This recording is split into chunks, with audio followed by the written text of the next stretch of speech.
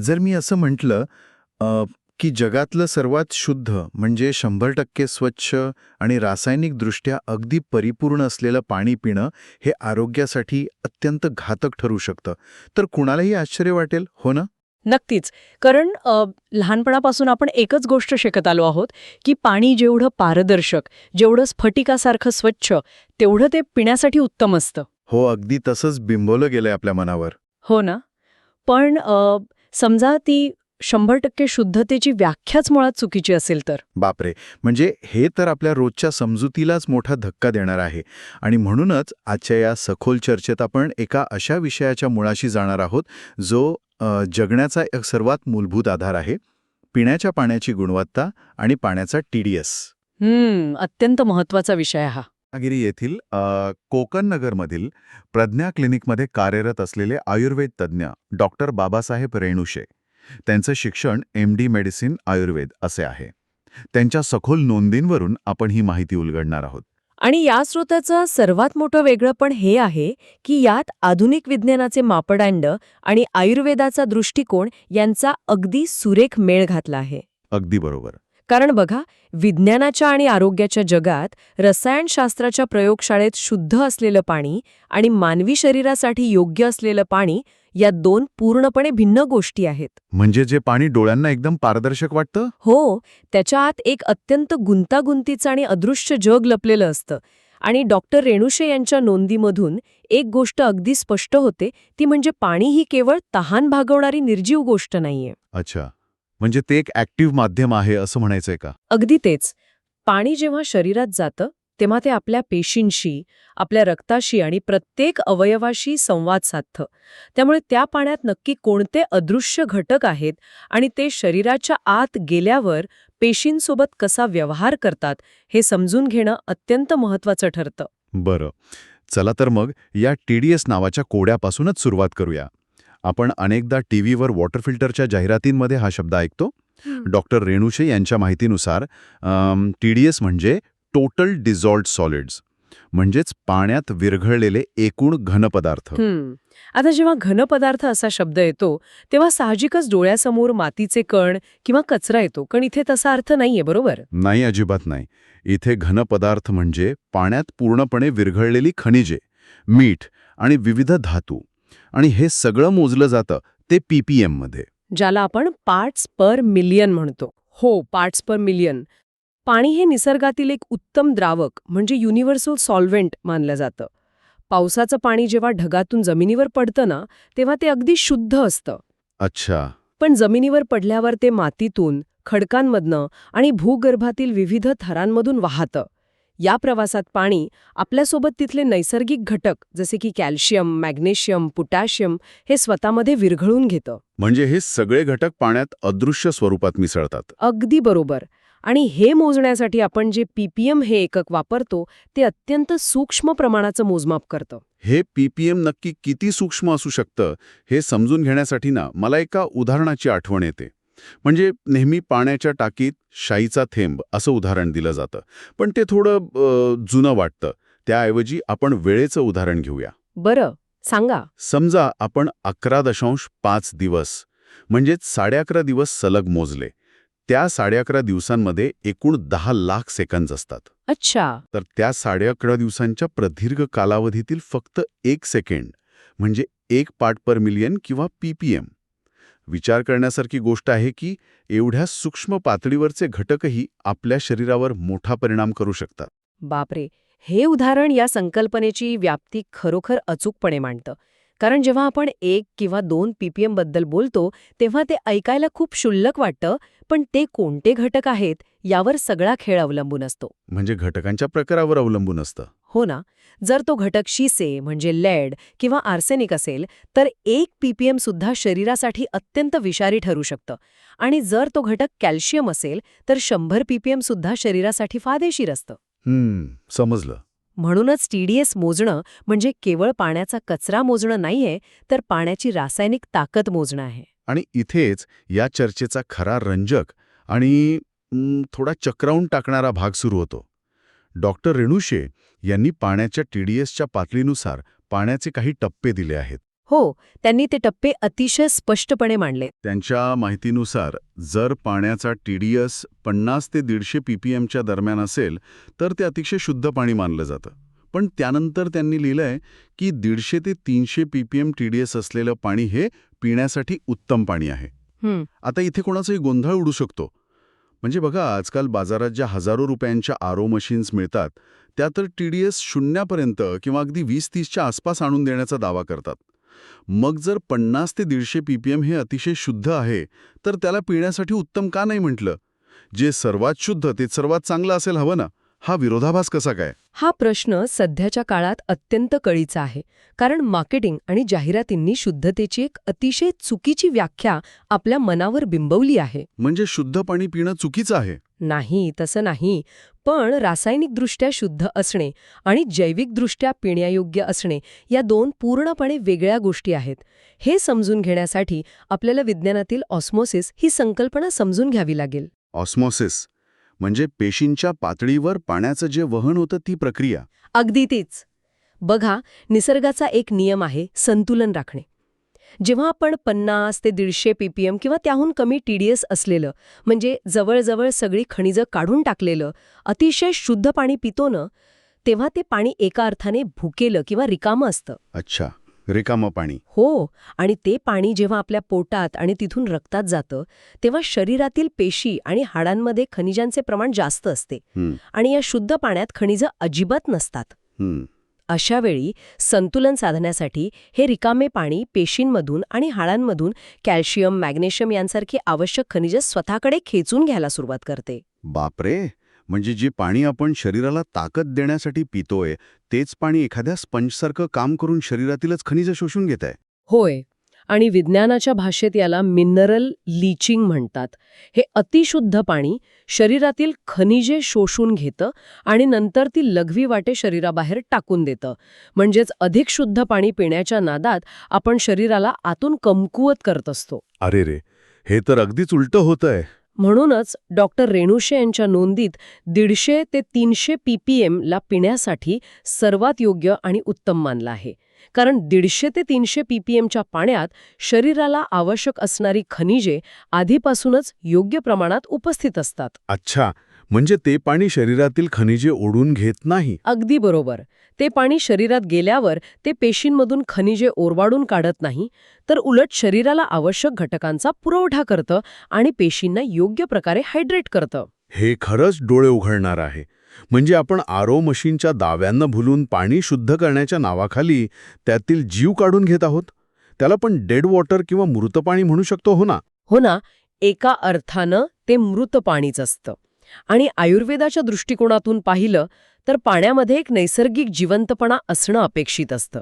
150 ते 300 ppmचा टप्पा हा तो जिवंतपणा आणि समतोल राखतो. आणि हेच डॉक्टर रेणुशे यांच्या आयुर्वेदाच्या आणि आधुनिक विज्ञानाच्या संगमातून स्पष्ट होतं. शरीराला निसर्गाशी जुळवून घेण्याची सवय असते. निसर्गात झऱ्यातून किंवा विहिरीतून मिळणारं पाणी कधी 0 TDSचं नसतं. हो ना, निसर्गात कुठेच 0 TDSचं पाणी मिळत नाही. त्यामुळे 150 ते 300 हा टप्पा मानवी उत्क्रांतीच्या आणि पचनसंस्थेच्या दृष्टीने सर्वात अनुकूल आहे. बरं, आता या नाण्याचं दुसरं टोक बघूया. डॉक्टर रेणुशे यांनी असंही नमूद केलं आहे की 300 ते 500 ppm TDS असलेलं पाणी चालेल, पण मध्यम दर्जाचे असते. पण धोक्याची घंटा तेव्हा वाजते जेव्हा पाण्याचा TDS 500 ppmच्या पुढे जातो. स्रोतानुसार जेव्हा TDS 500च्या वर जातो तेव्हा ते पाणी पिण्यायोग्य राहत नाही. यामुळे पाण्याची चव खराब लागते, पोटाचे त्रास होतात आणि सर्वात महत्त्वाचं म्हणजे किडनीवर प्रचंड ताण येतो. हो, हा खूप गंभीर मुद्दा आहे. आता इथे मला पुन्हा एकदा कसा हा प्रश्न पडतोय, जास्त TDS किडनीला नक्की कसा आणि का त्रास देतो? हा खूप महत्वाचा भाग आहे. जेव्हा पाण्याचा TDS 500 ppmच्या वर जातो तेव्हा त्यात विरघळलेल्या क्षारांचे आणि धातूंचे प्रमाण खूप जास्त असते. आयुर्वेदात अशा पाण्याला गुरुजल किंवा जड पाणी म्हणतात. अच्छा, जड पाणी. हो, जे पचायला अतिशय कठीण असते. आता किडनीच्या बाबतीत बोलायचं झाले तर आपली किडनी म्हणजे केवळ एक साधी गाळणी नाहीये. ती एक अत्यंत प्रगत अशी सूक्ष्म प्रयोगशाळा आहे. किडनीमध्ये नेफ्रॉन्स नावाच्या लाखो सूक्ष्म चाळण्या असतात. म्हणजे याला आपण एखाद्या मोठ्या कारखान्यातील अत्यंत नाजूक आणि मायक्रोस्कोपिक सॉर्टिंग मशीनसारखं समजू शकतो का? अगदी तंतोतंत. किडनीचे नेफ्रॉन्स रक्तातील कचरा वेगळा करतात आणि आवश्यक घटक पुन्हा रक्तात पाठवतात. जेव्हा आपण 500 ppm पेक्षा जास्त TDS असलेलं पाणी पितो तेव्हा आपण या अत्यंत नाजूक सॉर्टिंग मशीनमध्ये सूक्ष्म खडे आणि वाळू ओतल्यासारखे होते. बापरे. सतत एवढ्या मोठ्या प्रमाणावर अनावश्यक क्षार आणि जड धातू शरीरात येत राहिल्यामुळे नेफ्रॉन्सना ते फिल्टर करण्यासाठी अतिरिक्त ऊर्जा खर्च करावी लागते. म्हणजे जर मशीनची क्षमता एका विशिष्ट प्रमाणाची असेल आणि आपण त्यात सतत क्षारांचा भडीमार करत राहिलो तर त्यातील सूक्ष्मनयांवर साहजिकच घर्षण होईल आणि ताण येईल. नक्कीच. आणि हे जे नुकसान आहे ना ते एका रात्रीत होत नाही. या उच्च TDSच्या पाण्यातील अतिरिक्त कॅल्शियम आणि इतर क्षार किडनीमध्ये हळूहळू जमा होऊ लागतात. त्यांचे स्फटिक म्हणजे क्रिस्टल्स तयार होतात. अच्छा, म्हणजे यातूनच पुढे किडनी स्टोन सारखे आजार होतात का? हो, यातूनच पुढे मुतखडासारख्या समस्या निर्माण होतात. याशिवाय हे जड धातू रक्तदाब वाढवण्यास आणि दीर्घकालीन मूत्रपिंडाच्या आजारांना, ज्याला आपण क्रॉनिक किडनी डिसीज म्हणतो, त्याला आमंत्रण देण्यास कारणीभूत ठरू शकतात. किडनी सतत ओव्हरटाईम करत राहिल्यामुळे तिची कार्यक्षमता हळूहळू कमी होऊ लागते. आणि पोटाच्या त्रासाचं काय? कारण डॉक्टर रेणुशे यांनी पोटाच्या समस्यांचाही स्पष्ट उल्लेख केलाय. उच्च TDSमुळे पचनसंस्था कशी बिघडते? जेव्हा पाण्यात अल्कलाईन किंवा हार्ड क्षारांचं प्रमाण जास्त असते तेव्हा ते पाणी पोटातील नैसर्गिक आम्लतेवर म्हणजे स्टमक ॲसिडवर परिणाम करते. अन्न पचवण्यासाठी पोटाला एका विशिष्ट पातळीच्या आम्लाची गरज असते. पण जास्त TDS असलेले जड पाणी या आम्लाला न्यूट्रलाइज करते किंवा सौम्य करते. त्यामुळे अन्न व्यवस्थित पचत नाही. मग अपचन, गॅसेस, पोट फुगणे यांसारखे त्रास सुरू होतात. म्हणजे वरवर पाहता हे त्रास साधे वाटतात, पण त्यांचं मूळ आपण पीत असलेल्या पाण्याच्या जडपणात असते. अगदी बरोबर. हे सगळं ऐकताना एकीकडे कुणालाही थोडी भीती वाटू शकते, कारण पाणी हा आपल्या जीवनाचा सर्वात मोठा भाग आहे आणि तेच जर आतून नुकसान करत असेल तर जायचं कुठे? हो, भीती वाटणं स्वाभाविक आहे. पण सुदैवाने या समस्येवर आपण अंधारात नाही आहोत. डॉक्टर रेणुशे यांनी त्यांच्या माहितीच्या शेवटी जो उपाय सुचवला आहे तो खरोखरच सामान्य माणसाला खूप मोठी ताकद देणारा आहे. त्यांनी सांगितलंय की घरातील पाण्याचा TDS तपासण्यासाठी आपण TDS मीटरचा वापर करू शकतो. मला वाटतं ही एक साधी पण अत्यंत क्रांतिकारी गोष्ट आहे. होय, आणि यामागे एक खूप मोठे मानसिक आणि सामाजिक स्थित्यंतर आहे. पूर्वीच्या काळी पाण्याचा दर्जा तपासणे हे फक्त सरकारी प्रयोगशाळांचे किंवा मोठ्या कंपन्यांचे काम होते. हो, सामान्य माणसाला फक्त डोळ्यांनी बघून किंवा चव घेऊन पाण्याचा अंदाज घ्यावा लागे. पण आज तंत्रज्ञानामुळे परिस्थिती पूर्णपणे बदलली आहे. आपण स्वतः घरच्या घरी हे तपासू शकतो. पण हे TDS मीटर नक्की काम कसं करतं? म्हणजे ते पाण्यातले अदृश्य घटक कसे काय मोजू शकतं? TDS मीटर हे पाण्याच्या इलेक्ट्रिकल कंडक्टिव्हिटीवर म्हणजे विद्युत वाहकतेवर काम करतं. अच्छा. अगदी शुद्ध पाण्यामधून वीज वाहत नाही, पण पाण्यात जेवढे जास्त खनिजे, मीठ आणि धातू विरघळलेले असतात तेवढी त्या पाण्याची वीज वाहून नेण्याची क्षमता वाढते. TDS मीटर पाण्यात एक अत्यंत क्षीण विद्युत प्रवाह सोडतं आणि तो प्रवाह किती सहजतेने प्रवास करतोय यावरून पाण्यात किती घनपदार्थ विरघळलेले आहेत याचा आकडा स्क्रीनवर दाखवतं. अरे वा, ही तर एक अत्यंत अचूक आणि वैज्ञानिक पद्धत आहे. हो ना, आणि ती वापरायला खूप सोपी आहे. म्हणजे केवळ 200-300 रुपयांचं एक छोटंसं उपकरण आपल्याला मोठ्या कॉर्पोरेट कंपन्यांच्या दाव्यांची सत्यता पडताळण्याची आणि स्वतःच्या कुटुंबाच्या आरोग्याची जबाबदारी स्वतः घेण्याची ताकद देतं.